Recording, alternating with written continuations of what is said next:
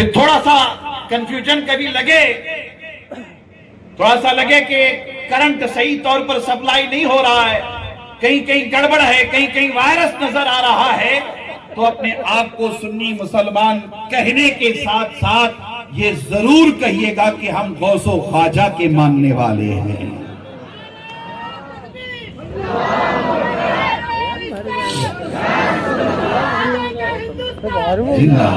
اللہ اکبر۔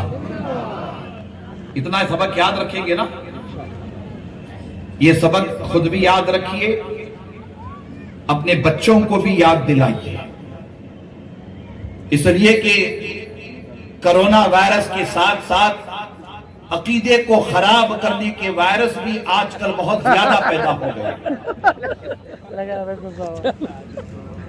کھانسی سردی بخار ہوتی ہے تو کیا کہتے ہیں؟ وائرل انفیکشن ہوا ہے، یہی کہتے ہیں نا، کیا کہتے ہیں؟ وائرل انفیکشن ہوا ہے۔ یہ وائرس آتا ہے اور وائرس ان میں بڑے خطرناک قسم کے وائرس ہوتے ہیں۔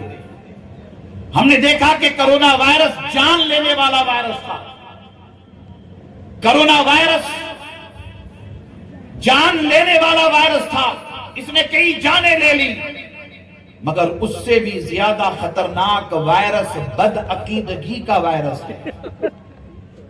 اس سے زیادہ خطرناک وائرس اپنے آپ کو مسلمان کہتے ہوئے بارگاہ رسالت میں آپ کے گستاخی بے ادبی کرنے والا وائرس ہے، اور یہ وائرس قرآن کی آیتیں پڑھتا ہے، یہ وائرس حضور کی حدیثیں تلاوت کرتا ہے۔ اس وائرس کی داڑھی بھی ہے، ٹوپی بھی ہے۔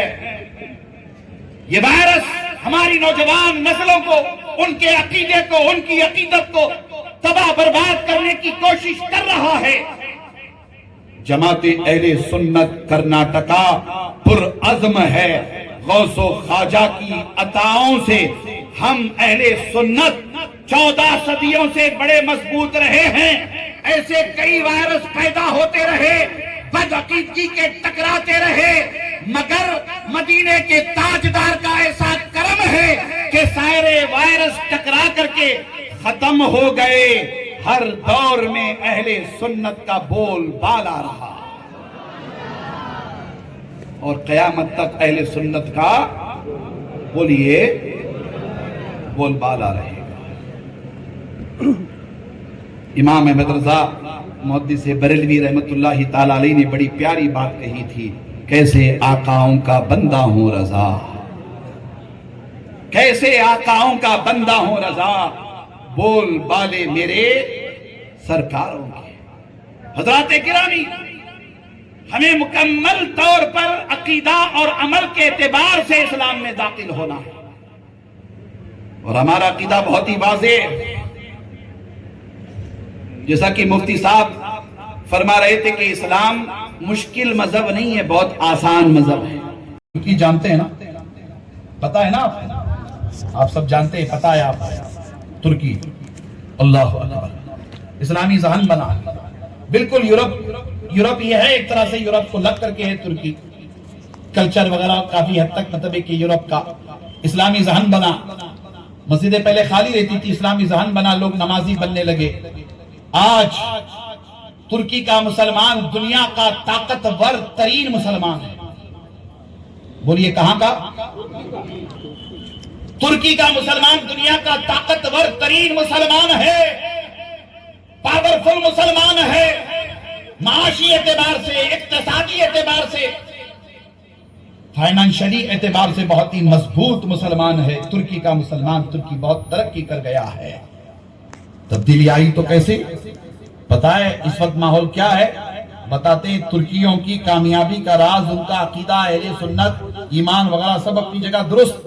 اس میں راز ایک یہ بھی ہے کہ ترکی میں فجر کی نماز میں اتنی کثیر تعداد میں لوگ مسجد میں جمع ہوتے ہیں جیسے ہمارے ہاں جمعہ کے دن جمع ہوتے ہیں، جمعہ کے دن۔ اور اب جمعہ کے دن تو بالکل آخری میں آتے ہیں لوگ، بالکل آخر میں 5 منٹ نماز پڑھے، کھٹا کھٹ سجدہ کیا، پھر نکل کے بھاگ گئے، دل ہی نہیں لگتا مسجد میں۔ میں آپ سے بڑی محبت کے ساتھ کہہ رہا ہوں، یہ زندگی اللہ کی نعمت ہے اور موت کبھی بھی آ سکتی ہے. کل نفس ذائقۃ الموت، موت کبھی بھی آ سکتی ہے. ہر نفس کو موت کا مزہ چکھنا ہے.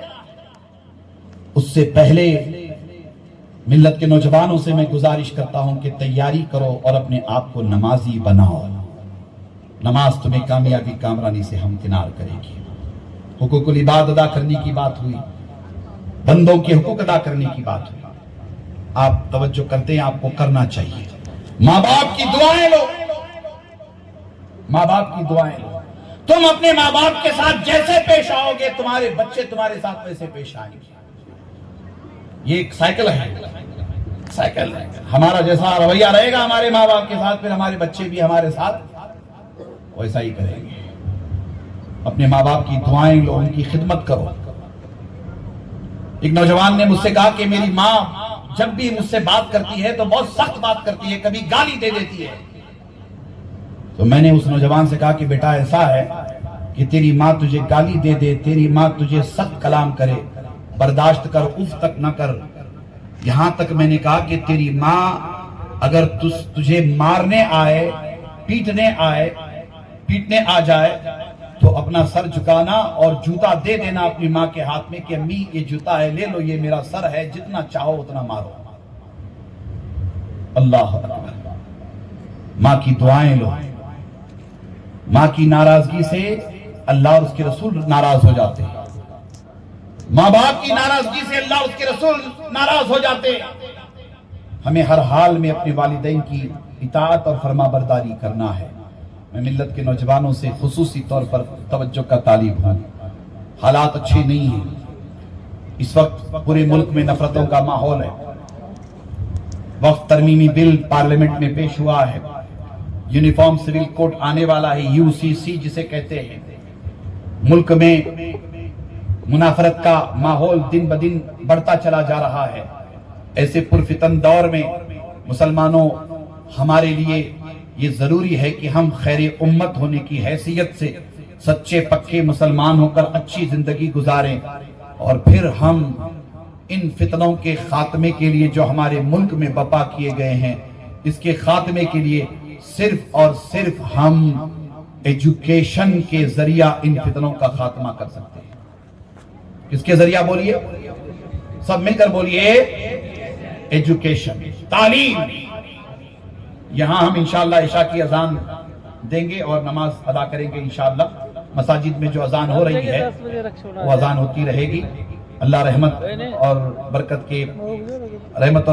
کی بارش اللہ فرمائے ہم سب پر. آپ توجہ کریں.